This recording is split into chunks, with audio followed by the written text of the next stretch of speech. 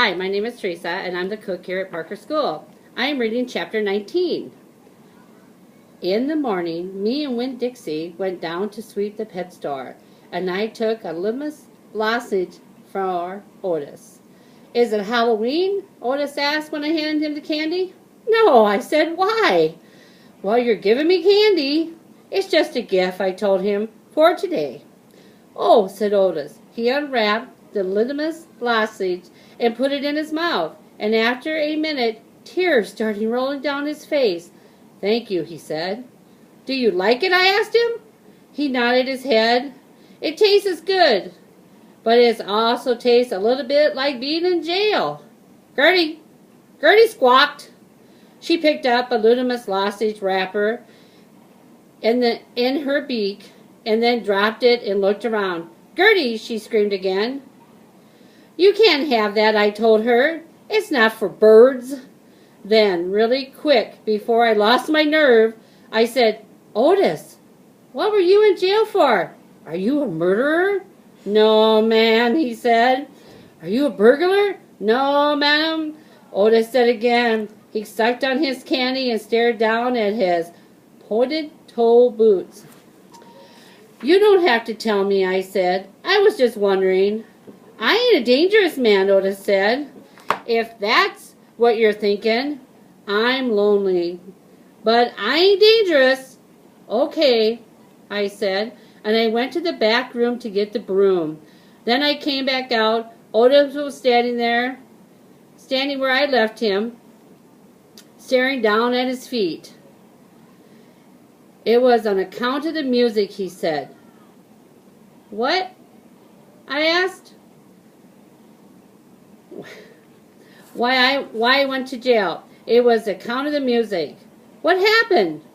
I didn't stop playing the guitar. Used to be I played on the street, and sometimes people would give me money. I didn't do it for money. I just did it because music is better if someone is listening to it. Anyway, the police came and they told me to stop. They said how I was breaking the law, and the whole time they were talking to me, I just went right on playing my music, and that made them mad. They tried to put handcuffs on me, he sighed. I didn't like that. I wouldn't have been able to play my guitar with those things on. And then what happened? I asked him. I hit him, he whispered. You hit the police? Uh-huh, one of them. I knocked him out. Then I went to jail, and they locked me up, and they wouldn't let me play my guitar. And then we finally let me out.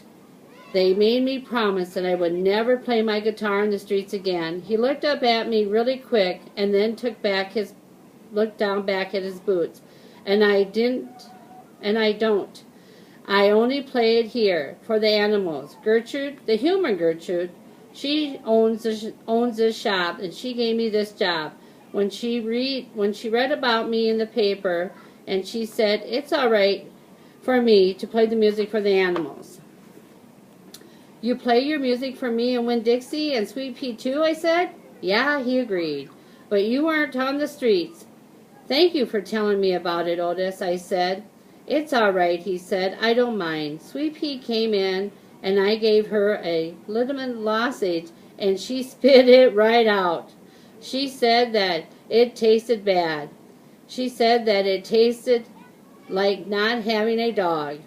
I swept the floor really slow that day. I wanted to keep Otis company. I didn't want him to be lonely.